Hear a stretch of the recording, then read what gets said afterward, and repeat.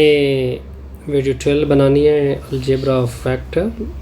Okay, ये हमारा topic होगा और डिटेल टॉपिक होंगे जी 3.2 के। इक्वल वेक्टर कैसे कहते हैं? हम दो वेक्टर लेंगे। वी हैव टू वेक्टर्स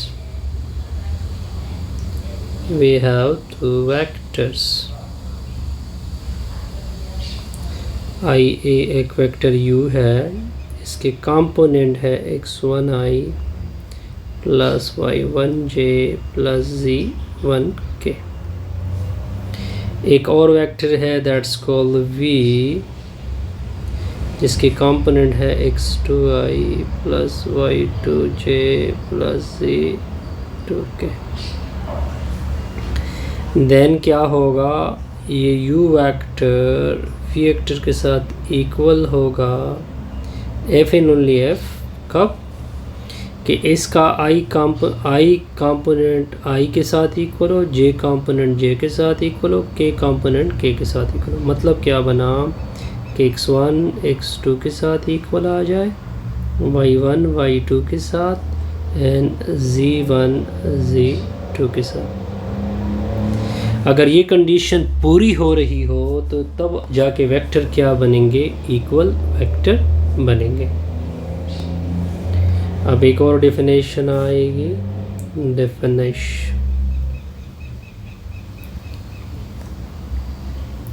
ये डेफिनेशन है addition of two vector, addition of vectors.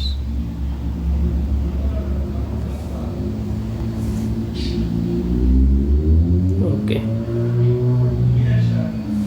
हम दो वेक्टर लेंगे। Let we have two vectors।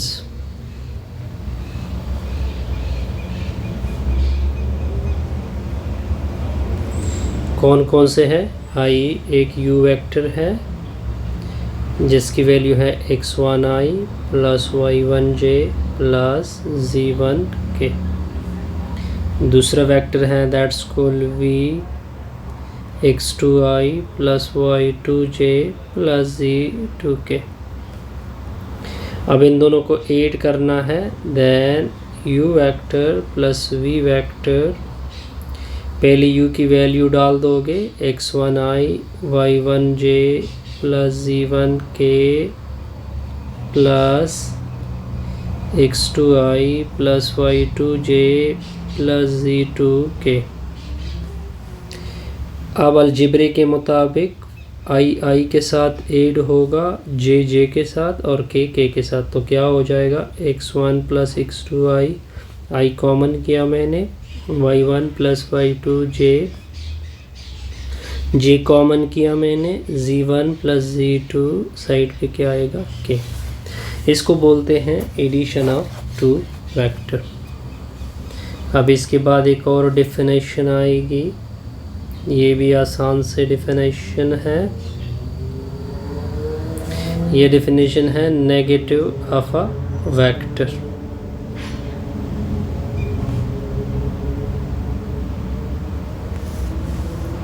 Okay, आप एक वेक्टर लोगे, क्या लोगे? एक vector. Let we have a vector, हमने एक वेक्टर लिया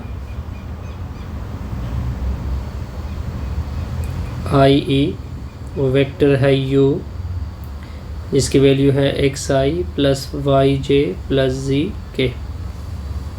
देन इस वेक्टर के साथ नेगेटिव मल्टीप्लाइड करें, then u minus u is called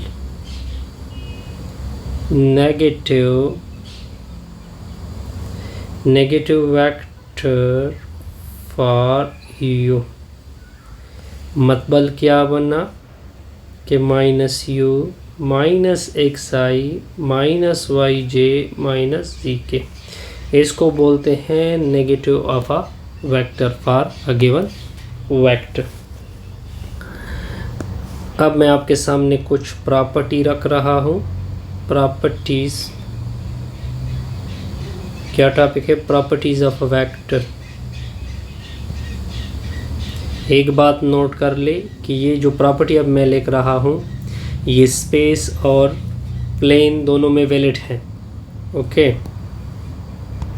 तो सबसे पहले क्या है कि अगर दो वेक्टर लिए जाए u और v, उनको ऐड किया जाए इस तरह से, वो इक्वल आएंगे v प्लस u के साथ। इसको बोलते हैं कम्यूटेटिव प्रॉपर्टी। इसको क्या बोलते हैं? Commutative with respect to addition यानी प्लस। अगर तीन वेक्टर लोगे, फॉर एग्जांपल u, दूसरा है v और तीसरा है w, v और w को ऐड करोगे, फिर आगे से u, पहले u और v को ऐड करो, फिर w को ऐड करो, ठीक है, ये रिज़ल्ट आपस में इक्वल आएंगे। इसको बोलते हैं associative with respect to addition. Third क्या है कि अगर u को ज़ीरो वेक्टर के साथ, किस वेक्टर के साथ? ज़ीरो वेक्टर के साथ, ये मैंने डिफ़ाइन नहीं किया, इसको मैं बाद में डिफ़ाइन करता हूँ। किसी भी साइड से ऐड करोगे तो रिज़ल्ट अपना क्या बनेगा? u बनेगा। इसको बोलते हैं एडिटिव आइडेंटिटी। क्या बोलते हैं? ये जो ज़ीरो वेक्टर मैंने ऐड किया है ये u है, इसको बोलते हैं एडिटिव आइडेंटिटी। यहाँ तक ओके। फिर नंबर फोर्थ क्या होगा कि अगर u को अपने ही माइनस वेक्टर के साथ ऐड किया जाए तो इसको बोलते हैं, क्या रिजल्ट आएगा? Zero vector. इसको बोलते हैं एडिटिव इनवर्स प्रॉपर्टी। क्या बोलते हैं? Additive inverse property. अच्छा, ये ओके हो गया। अब फिफ्थ प्रॉपर्टी क्या है कि अगर अल्फ़ा ये कोई स्केलर है, फिर बीटा u वेक्टर के साथ u वेक्टर है, ओके, इनको इस तरह मल्टीप्लाइड किया जाए या स्केलर को आपस में मल्टीप्लाइड किया जाए फिर u के साथ मल्टीप्लाइड हो जाए, ये रिज़ल्ट हमेशा आपस में क्या होगा? इक्वल होगा। फिर अगर अल्फ़ा जो कोई स्केलर है वो दो वेक्टर v के साथ मल्टीप्लाइड हो जाए, alpha u plus alpha v, ये रिज़ल्ट भी आपस में इक्वल होंगे। सेवन प्रॉपर्टी क्या है कि अगर दो स्केलर को आपस में ऐड किया जाए फिर u के साथ मल्टीप्लाइड किया जाए तो ये रिज़ल्ट भी आपस में क्या होंगे? इक्वल होंगे। ये चंद प्रॉपर्टी जो क्या होती हैं? होल्ड होती हैं। अब मैं आपके सामने एक डेफिनेशन रख रहा हूँ।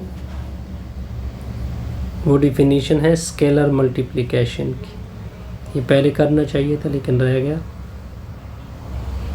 स्केलर मल्टीप्लिकेशन,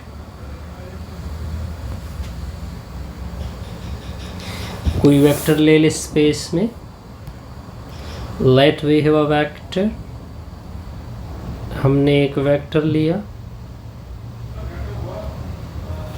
वो वेक्टर क्या है? फॉर एग्जांपल u, जिसकी वैल्यू है xi plus yj plus zk, okay, and alpha is any scalar. Alpha कोई भी स्केलर है, ओके।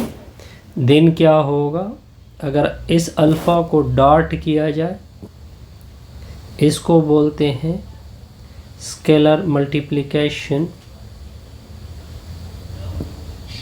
Of a vector. क्या बोलते हैं? Scalar multiplication of a vector. या इसको मैं इस तरह भी कह सकता हूँ, अल्फ़ा u, अल्फ़ा अपनी जगह, u की जगह मैंने वैल्यू पुट कर ली xi yj प्लस zk। अब अल्फ़ा सारों के साथ मल्टीप्लाइड होगा, alpha x alpha y plus alpha z। इसको क्या बोलते हैं? Scalar multiplication. अच्छा, इसके बाद डेफिनेशन आएगी ज़ीरो वेक्टर की। किसकी डेफिनेशन आएगी? ये डेफिनेशन है ज़ीरो वेक्टर की।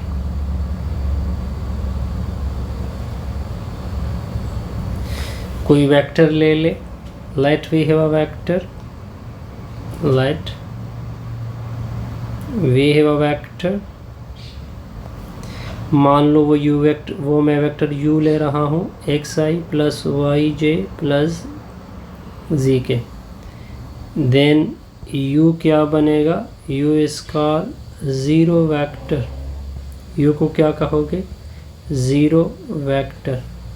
लेकिन कब, अगर x की जगह भी ज़ीरो पुट किया जाए, y की जगह भी ज़ीरो पुट किया जाए, z की जगह भी ज़ीरो पुट किया, तो इसका मतलब ये बना कि u की वैल्यू कुछ इस तरह आएगी, 0i plus 0j plus 0k। इसके अलावा एक बात नोट कर ले, नोटेशन, ये चूँकि स्पेशल वेक्टर है तो स्पेशल नोटेशन यूज़ होगी। Zero vector is denoted by capital O, या इसको नल वेक्टर भी बोल सकते हैं। ओके, इसको क्या बोल सकते हैं, नल वेक्टर भी बोल सकते हैं। अपना नेक्स्ट टॉपिक क्या आ रहा है, application to geometry, application to geometry. Okay, इसमें पहला टॉपिक क्या है, distance between two point in space. ये डिस्टेंस बिटवीन टू पॉइंट्स कहाँ पे, इन स्पेस में। ये भी बड़ा इंटरेस्टिंग टॉपिक है। फॉर एग्जांपल, मैं आपके सामने फॉर एग्जांपल ले रहा हूँ।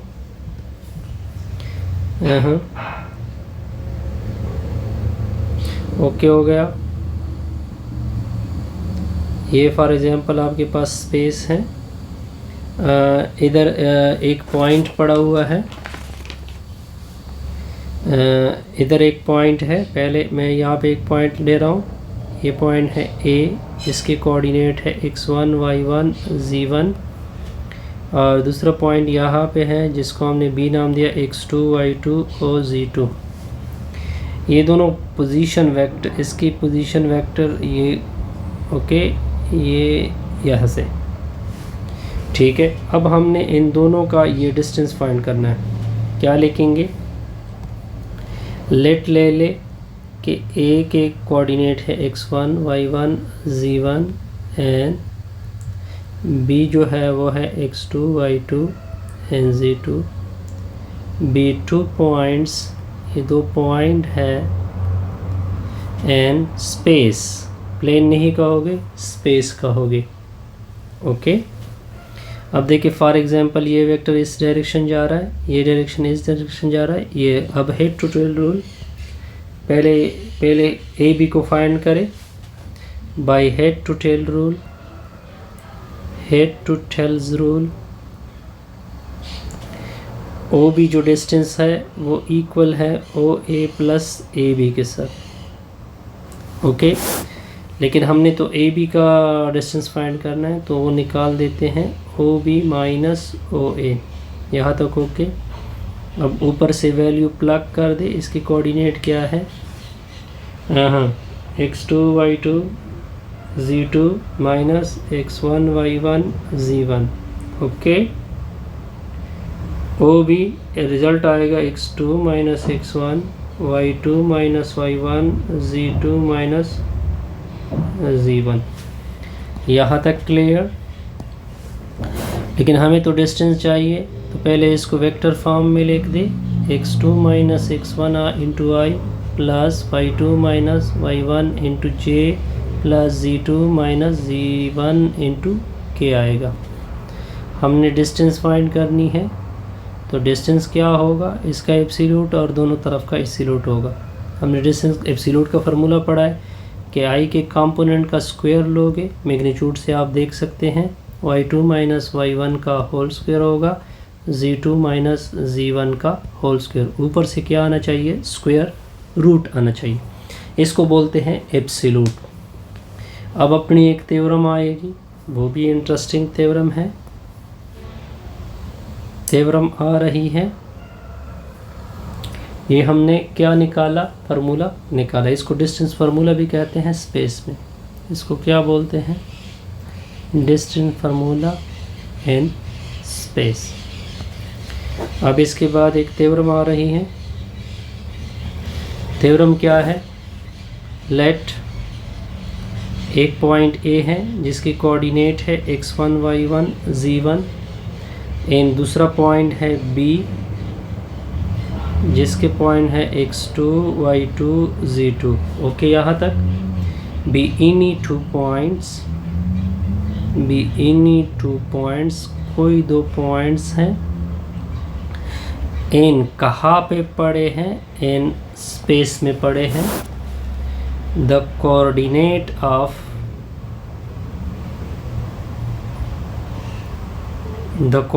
ऑफ सी के कोऑर्डिनेट विच डिवाइड, जो कि डिवाइड कर रहे हैं किस वेक्टर को? ए बी, जो कि एक वेक्टर ए बी को डिवाइड कर रहे हैं इन the ratio m1 ratio m2।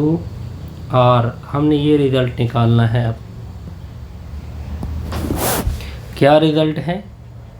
m1 x2 plus m2 x1, नीचे है m1 प्लस m2, यानी इन अदर वर्ड ये रेशो थ्योरम है स्पेस में। m1 y2 plus m2 y1, नीचे होगा m1 प्लस m2, और फिर क्या है m1 z1 plus m2 z2, नीचे क्या है m1 प्लस m2।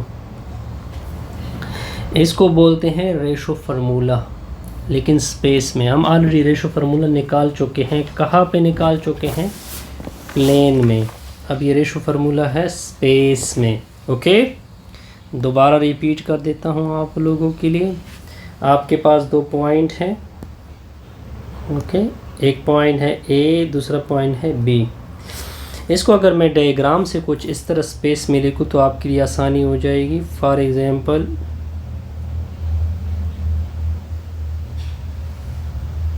ओके, ये है फॉर एग्जांपल ये पॉइंट ए है, इसकी वैल्यू है, इस पॉइंट का नाम कि x1 y1 z1। ये पॉइंट क्या है? b, इसकी वैल्यू क्या है? x2 y2 z2। ओके, ये इसका पोजीशन वेक्टर यहाँ से क्या है? इसका पोजीशन वेक्टर ऊपर।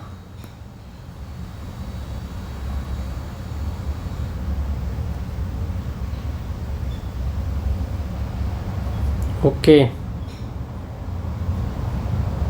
ये x, ये y, ये क्या होता है? z होता है।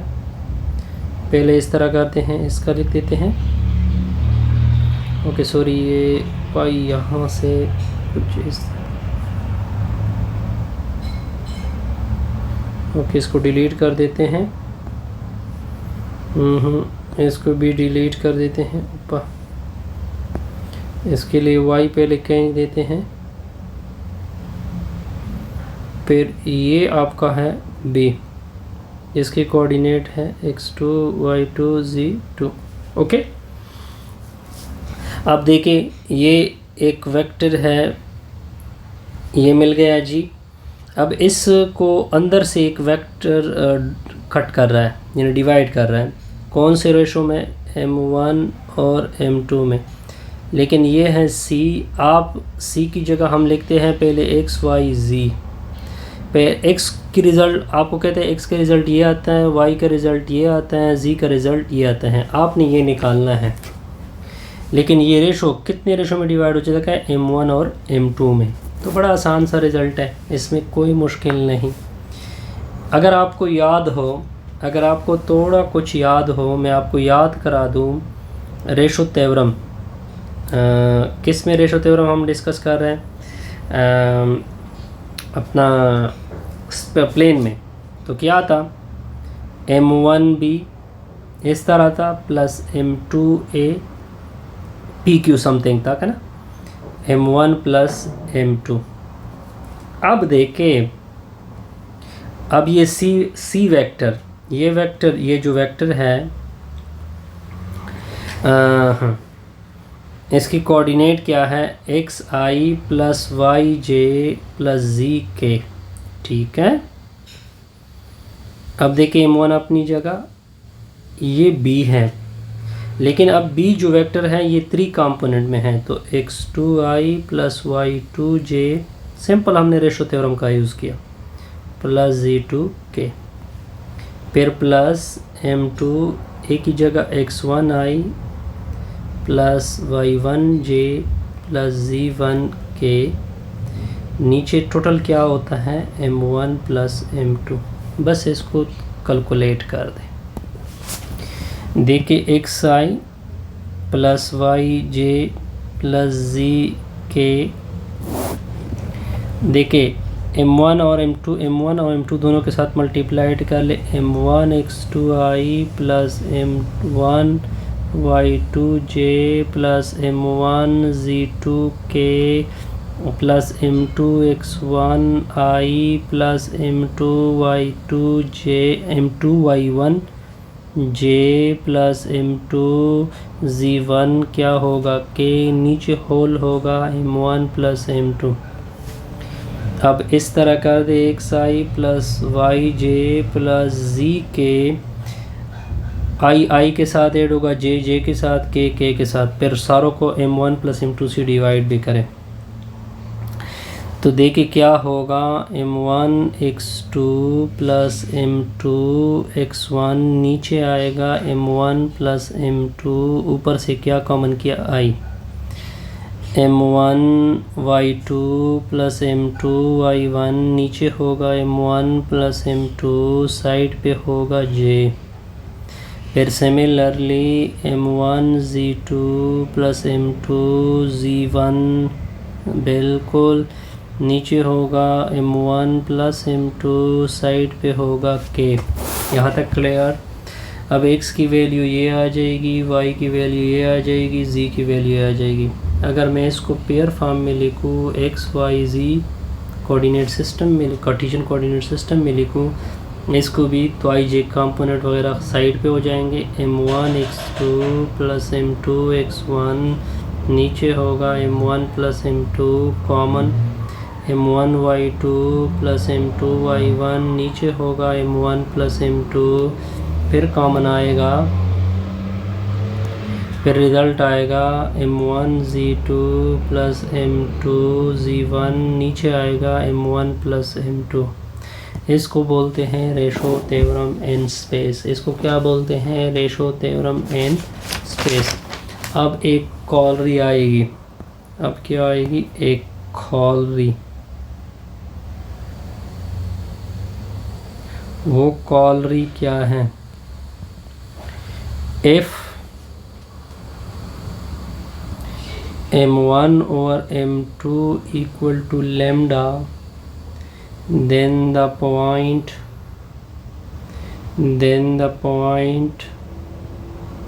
C divide AB in the ratio lambda ratio 1। मतलब क्या बना इसका? देखिए कहते हैं कि अगर इस से डिवाइड हो रहा हो तो x की वैल्यू ये आएगी, देखिए लैम्डा बाई 1 लेके इसको, यानी m2 की जगह 1, okay. Lambda x2 plus x1 by lambda plus 1 comma lambda y2 plus y1 बटा lambda plus 1 lambda z2 plus z1 by lambda plus 1। ये रिज़ल्ट किस तरह है आप देखें। इस रिज़ल्ट को अगर आप देखें, ये रिज़ल्ट है x y z की फॉर्म में, तो m1 x2 plus m2 x1, नीचे है m1 plus m2, m1 y2 plus m2 y1, नीचे है m1 प्लस m2, फिर m1 z2 plus m2 z1, नीचे है m1 प्लस m2। अब क्या करते हैं सर? अब इस तरह करते हैं कि m1 की जगह लैम्डा, m2 की जगह क्या पुट करते हैं 1, तो क्या होगा x1 इसकी जगह लैम्डा, तो लैम्डा x2 इसकी जगह 1, तो x1 m1 की जगह lambda plus 1 lambda y2 plus y1 नीचे होगा लैम्डा प्लस 1 लैम्डा z2 फिर z1 आएगा लैम्डा प्लस 1। ये आपका पूरा रिज़ल्ट आएगा। क्या आएगा? इसको क्या बोलते हैं sir? In the ratio of lambda comma 1 की सूरत में। फिर आते हैं डिड यू नो, एक रिज़ल्ट आ रहा है। क्या रिज़ल्ट आ रहा है? Did you know.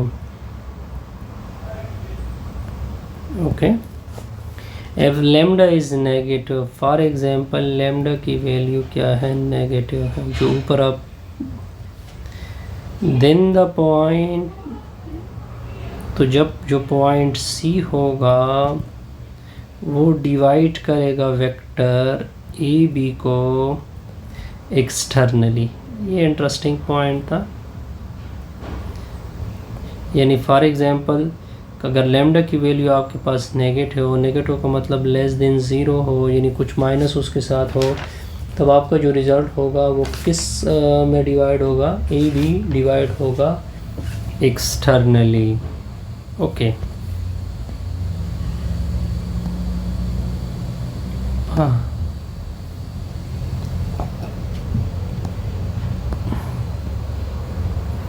अब आते हैं एक और रिजल्ट की तरफ। ये भी थ्योरम है।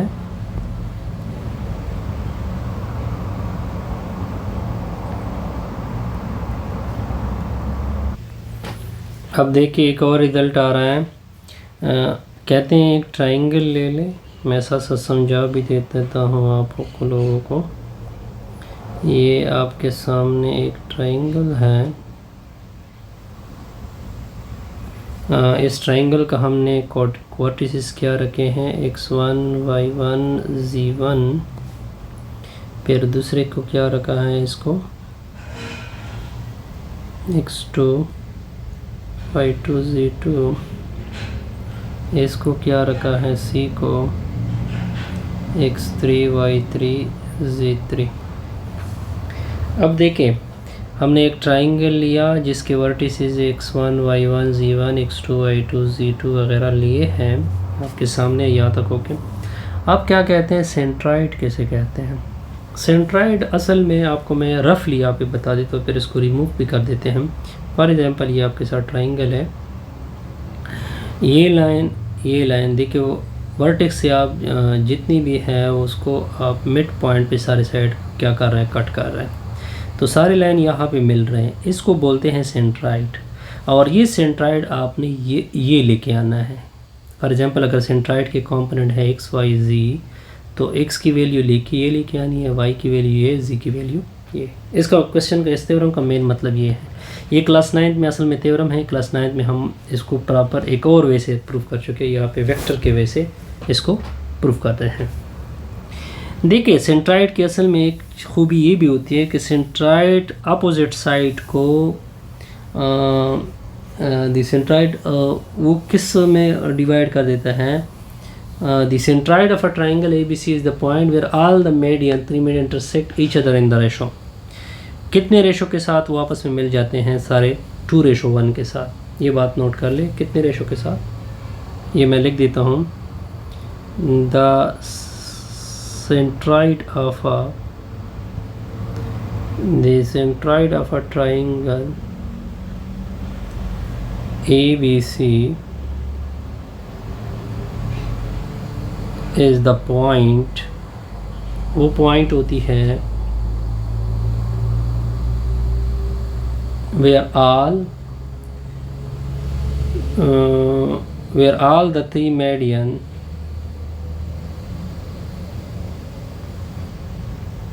जहाँ पे सारे 3 median intersect each other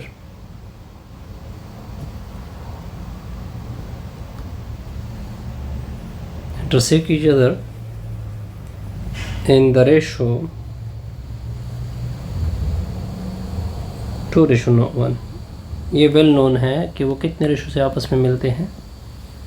for example यहाँ से मैं इस का एक मिड लेते हैं। ये मैंने मिड पॉइंट लिया m, ठीक हो गया।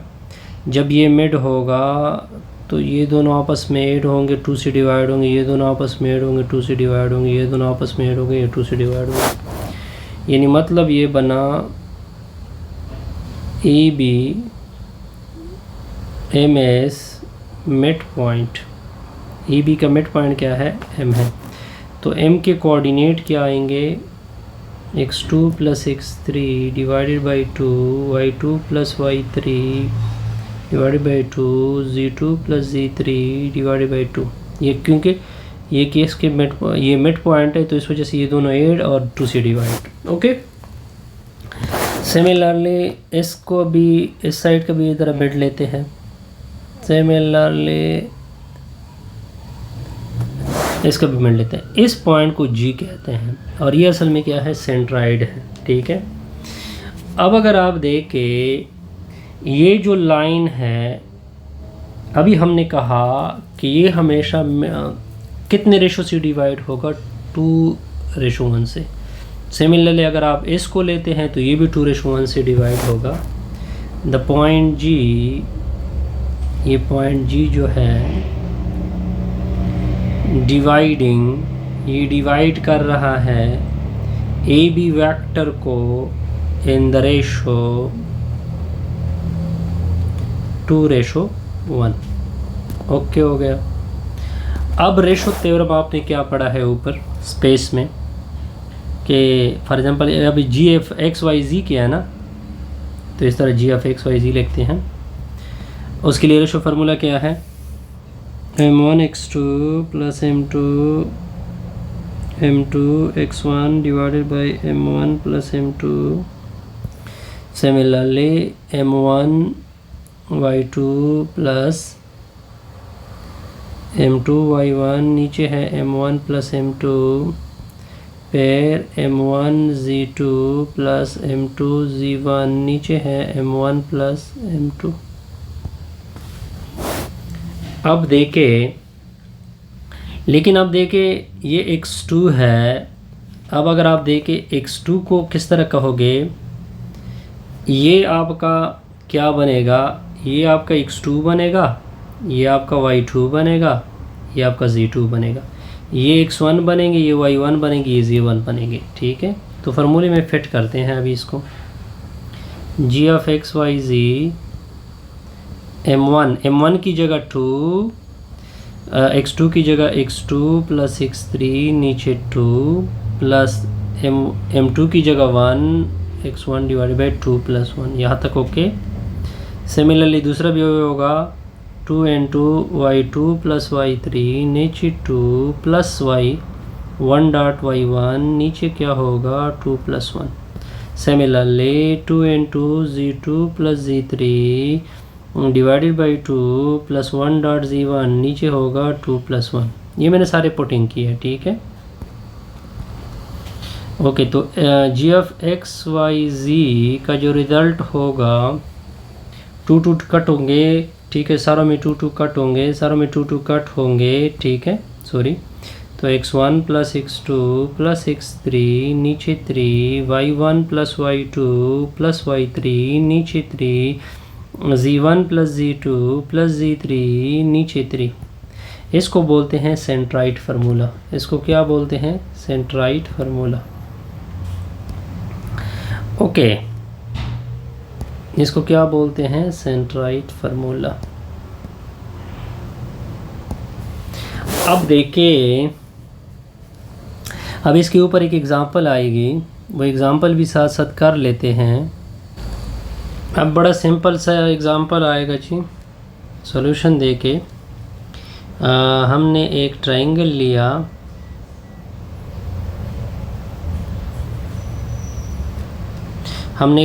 लिया, नाम रखा OAB। इसके पॉइंट क्या है 2, 7, -1। इसके पॉइंट क्या है 4, 1, 2। अब क्वेश्चन क्या कहता है कि मीडियन ले ले, ओ से एक मीडियन ले ले। तो एक मीडियन ले रहे हैं, ये देखिए ये मीडियन हो गया, ये क्या हो गया मीडियन। इस मीडियन का क्या नाम रखा m। अब इस m का x y और z फाइंड करना है। तो आसान सा रिज़ल्ट है। आसान सा रिज़ल्ट किस तरह है कि पहले m को फाइंड करते हैं। क्या रिज़ल्ट है x1 plus x2 divided by 2, y1 plus y2 divided by 2, z1 plus z2 divided by 2। बस सिर्फ आप वैल्यू फाइंड कर दें, ठीक हो गया जी। तो वैल्यू क्या है 4 plus 2 divided by 2 comma 7 plus 1 8 by 2 2 minus 1 plus 2 इससे 1 बाई 2 आएगा, ठीक है। तो पूरा रिज़ल्ट क्या आएगा 3 4 1 बाई 2। अब कहते हैं इसका लेंथ भी फाइंड कर ले, ओ से इसका लेंथ फाइंड कर ले। तो लेंथ आसान फार्मूला है जी, इसका स्क्वायर ले लो, फिर इसका स्क्वायर ले लो, फिर दूसरे का स्क्वायर ले लो, फिर सारों का स्क्वायर रूट ले लो।